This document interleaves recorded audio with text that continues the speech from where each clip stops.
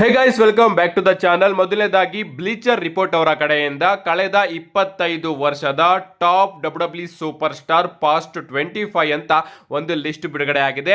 And ಈ ಒಂದು list ಅಲ್ಲಿ ಕಳೆದ 25 ವರ್ಷದ ಸೂಪರ್ ಸ್ಟಾರ್ಸ್ ಗಳನ್ನು ಕೂಡ ಇವರು ರ್ಯಾಂಕ್ ಮಾಡಿದ್ದಾರೆ. ಅಂಡ್ ನಂಬರ್ 1 ನಲ್ಲಿ ಆಫ್ ಕೋರ್ಸ್ ಎಲ್ಲರೂ ಕೂಡ ಎಕ್ಸ್ಪೆಕ್ಟ್ ಮಾಡಿದ್ರು ಗೋಟ್ ಜಾನ್ಸಿನ್ ಅವರು ಇರ್ತಾರೆ ಅಂತ. ಅಂಡ್ ಅದೇ ರೀತಿ ಜಾನ್ಸಿನ್ ಅವರು ಇದ್ದಾರೆ. ನಂಬರ್ 2 ಅಲ್ಲಿ ವೈಪರ್ ರ್ಯಾಂಡಿ ಆರ್ಟನ್, ನಂಬರ್ 3 ಅಲ್ಲಿ ರೋಮನ್ ರೈನ್ಸ್, ನಂಬರ್ 4 ಅಲ್ಲಿ Rey Mysterio, Chris Jericho, Undertaker, Kurt Angle, Seth Rollins, the Rock, Daniel Bryan, Edge, Brock Lesnar, triple H, CM Punk, Eddie Guerrero, Jeff Hardy, Shawn Michaels, Batista, AJ Style, Stone Cold, Steve Austin, Cody Rhodes, Dean Ambrose, Kevin Owens, Booker T ಹಾಗೆ Kofi Kingston ಅವರು ಇದ್ದಾರೆ.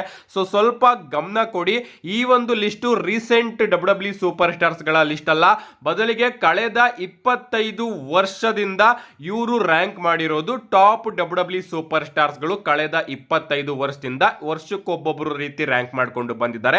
ಅಂದ್ರೆ ಕಳೆದ 25 ವರ್ಷನೂ ಕೂಡ ಗಮನಿಸಿದ್ರೆ number 1 ಅಲ್ಲಿ ಇವ್ರು ಇರ್ತಾರೆ, ನಂಬರ್ 2 ಅಲ್ಲಿ ಇವ್ರು ಇರ್ತಾರೆ ಅಂತ ಇವರು 25 ಸೂಪರ್ ಸ್ಟಾರ್ಸ್ ಗಳ ನೇಮ್ ನ ತಗೊಂಡಿದ್ದಾರೆ. ಬಟ್ ಇಲ್ಲಿ ಫ್ಯಾನ್ಸ್ ಗಳಿಗೆ ಕೋಪ ಬಂದಿರೋದೇನಪ್ಪಾ ಅಂದ್ರೆ ಸ್ಟಾಂಗ್ ಕೋಲ್ಡ್ ಸ್ಟೀವ್ ಆಸ್ಟನ್ ಅವ್ರನ್ನ ನಂಬರ್ 20 ಅಲ್ಲಿ ಇಟ್ಟಿದ್ದಾರೆ. ನಿಜವಾಗ್ಲೂ ಸ್ಟಾಂಗ್ ಕೋಲ್ಡ್ ಸ್ಟೀವ್ ಆಸ್ಟನ್ ಅವರು ನಂಬರ್ 5 ಒಳಗಡೆನೆ ಇರಬೇಕಾಗಿತ್ತು ಅಂತ ಕೆಲವೊಂದಷ್ಟು ಜನ ಕಮೆಂಟ್ ನ ಮಾಡ್ತಾ ಇದ್ದಾರೆ. ಈ ಒಂದು ಲಿಸ್ಟ್ ಬಗ್ಗೆ ನಿಮ್ಮ ಅಭಿಪ್ರಾಯ ಏನು? ನಿಮ್ಮ ಅಭಿಪ್ರಾಯನ ಕಮೆಂಟ್ ಮಾಡಿ. ನೆಕ್ಸ್ಟ್ ಅಪ್ಡೇಟ್ ಕಡೆ ಬರೋದಾದ್ರೆ ಇದ್ದಿರ್ತಕ್ಕಂಥದ್ದು ನಮ್ಮ ವಿನ್ಸ್ ಮೆಕ್ಮೆನ್ ಅವರ ಬಗ್ಗೆ. ನಮ್ಮ ವಿನ್ಸ್ ಮೆಕ್ಮೆನ್ ಅವರು ರೀಸೆಂಟ್ ಆಗಿ ಇನ್ನ ಒಂದು ಕೇಸ್ ನ ಗೆದ್ದಿದ್ದಾರೆ.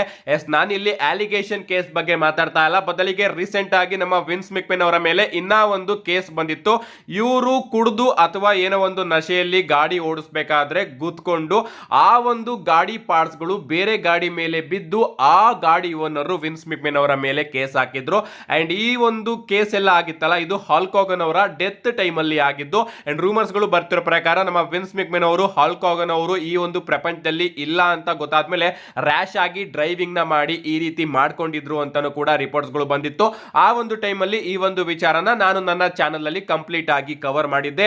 ಅಂಡ್ ಈಗ ಆ ಒಂದು ಕೇಸ್ ನ ನಮ್ಮ ವಿನ್ಸ್ ಮೆಕ್ಮೆನ್ ಅವರು ಗೆದ್ದಿದ್ದಾರೆ.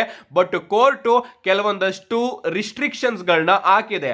ಆ ಒಂದು ನಿಯಮಗಳನ್ನ ಪಾಲನೆ ಮಾಡಿದ್ರೆ ಮಾತ್ರ ಅಕ್ಟೋಬರ್ 2026ರಲ್ಲಿ ಈ ಒಂದು ಕೇಸ್ ಇಂದ ನಮ್ಮ ವಿನ್ಸ್ ಮೆಕ್ಮೆನ್ ಅವ್ರನ್ನ ಕಂಪ್ಲೀಟ್ ಆಗಿ ಹೊರಗಡೆ ಹಾಕಲಾಗುತ್ತೆ. ಆ ಕೆಲವೊಂದಷ್ಟು ನಿಯಮಗಳೇನಪ್ಪಾ ಅಂದ್ರೆ ನಮ್ಮ ವಿನ್ಸ್ ಮೆಕ್ಮೆನ್ ಅವರು $1,000 ಅಮೆರಿಕನ್ ನ ಒಂದು ಚಾರಿಟೇಬಲ್ ಟ್ರಸ್ಟಿಗೆ ಡೊನೇಟ್ ಮಾಡ್ಬೇಕಂತೆ. ಅಂಡ್ ಇನ್ ಮುಂದೆ ಕೇರ್ಫುಲ್ ಆಗಿ ಗಾಡಿನ ಓಡಿಸ್ಬೇಕಂತೆ. ಸೊ 1 ವರ್ಷದ ತನಕ ಅವರು ಇದನ್ನೆಲ್ಲದನ್ನು ಕೂಡ ಮಾಡಿದ್ರೆ 2026 ಅಕ್ಟೋಬರ್ ಅಲ್ಲಿ ನಮ್ಮ ವಿನ್ಸ್ ಮೆಕ್ಮೆನ್ ಅವರ ಮೇಲಿಂದ ಕೇಸ್ ನ ಕಂಪ್ಲೀಟ್ ಆಗಿ ತೆಗೆದಾಕಲಾಗುತ್ತೆ ಅಂತ ಅಫಿಷಿಯಲ್ ಆಗಿ ರಿಪೋರ್ಟ್ ಬಂದಿದೆ. ಸೊ ಈ ಒಂದು ಕೇಸ್ ಇಂದ ನಮ್ಮ ವಿನ್ಸ್ ಮೆಕ್ಮೆನ್ ಅವರು ಹೊರಗಡೆ ಬಂದಿದ್ದಾರೆ. ಕಾದ್ ನೋಡೋಣ ದೊಡ್ಡ ಕೇಸಿಂದ ಯಾವಾಗ ಹೊರಗಡೆ ಬರ್ತಾರೆ ಅಂತ. ಅಂಡ್ ಈ ಒಂದು ಕೇಸಿಂದ ಅವರು ಹೊರಗಡೆ ಬರಬೇಕಾದ್ರೆ ಅವರ ಫೋಟೋಸ್ ಗಳು ಕೂಡ ಲೀಕ್ ಆಗಿದೆ. ನೀವು ಇಲ್ಲಿ ನೋಡ್ತಾ ಇರಬಹುದು ನಮ್ಮ ವಿನ್ಸ್ ಮೆಕ್ಮೆನ್ ಅವರು ಆ ವಯಸ್ಸಲ್ಲೂ ಕೂಡ ಯಾವ ರೀತಿ ಕಾಣಿಸ್ತಾ ಇದ್ದಾರೆ ಅಂತ.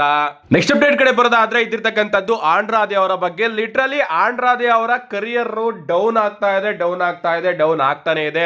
ನಿಮ್ಗೆ ಗೊತ್ತಿರಬಹುದು ಆಂಡ್ರಾದೆ ಅವರು ಮೊದಲು ನಮಗೆ ಡಬ್ಲ್ಯೂ ಕಂಪನಿಯಲ್ಲಿ ನೋಡೋದಕ್ಕೆ ಸಿಗ್ತಾ ಇದ್ರು. ಅದಾದ್ಮೇಲೆ ಡಬ್ಲ್ಯೂ ಇಂದ ರಿಲೀಸ್ ಆಗಿ AEW ಕಂಪನಿಗೆ ಹೋದ್ರು. ಅದಾದ್ಮೇಲೆ AEW ಕಂಪನಿಯಿಂದನೂ ಕೂಡ ರಿಲೀಸ್ ಆಗಿ ಮತ್ತೆ ಡಬ್ಲ್ಯೂ ಕಂಪನಿಗೆ ಬಂದ್ರು. ಅಂಡ್ ಈಗ ಡಬ್ಲ್ಯೂ ಕಂಪನಿಯಿಂದ ಮತ್ತೊಮ್ಮೆ ಅವರು AEW ಕಂಪನಿಗೆ ಹೋಗಿದ್ದಾರೆ. ಅಂಡ್ ಇನ್ನೂ ಕೂಡ ಅವರ ಕರಿಯರ್ ಸರಿಯಾಗಿ ಆಗಿಲ್ಲ. ಯಾಕಂದ್ರೆ ಈಗ ಡಬ್ಲ್ಯೂ ಅವರು ಆಂಡ್ರಾದೆ ಅವರ ಮೇಲೆ ಕೇಸ್ ಹಾಕಿದಾರಂತೆ.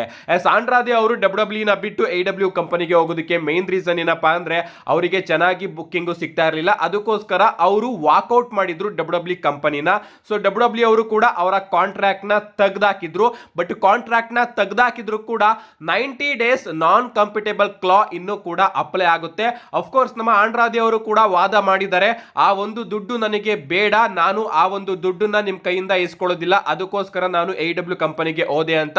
ಬಟ್ ಡಬ್ಲ್ಯೂ ಅವರು ಹೇಳ್ತಿರೋದೇನಪ್ಪಾ ಅಂದ್ರೆ ನೀನು ದುಡ್ಡು ಇಸ್ಕೋ ಅಥವಾ ಬೇಡವೋ ನಿನ್ ಬಿಟ್ಟಿದ್ದು, ಬಟ್ 90 ದಿನ ನೀನು ಬೇರೆ ಕಂಪನಿಗೆ ಹೋಗ್ಬಾರ್ದಾಗಿತ್ತು. ಬಟ್ ನೀನು ಅದನ್ನ ಮಾಡಿದ್ಯಾ. ಡಬ್ಲ್ಯೂ ಕಂಪನಿಯಿಂದ ಹೊರಗಡೆ ಹೋದ್ ಕೂಡ್ಲೇನೆ ನೀನು AEW ಕಂಪನಿಯಲ್ಲಿ ಅಪಿಯರ್ ಆಗಿದೆಯಾ. ಸೊ ಇದಕ್ಕೋಸ್ಕರ ನಿನಗೆ ಪನಿಷ್ಮೆಂಟ್ ಸಿಗ್ಲೇಬೇಕು ಅಂತ ಡಬ್ಲ್ಯೂ ಅವರು ಈಗ 1 ವರ್ಷ ನಮ್ಮ ಆಂಡ್ರಾದೆ ಅವರ ಮೇಲೆ ಬ್ಯಾನ್ ಹಾಕೋದಕ್ಕೆ ಟ್ರೈ ಮಾಡ್ತಾ ಇದಾರಂತೆ.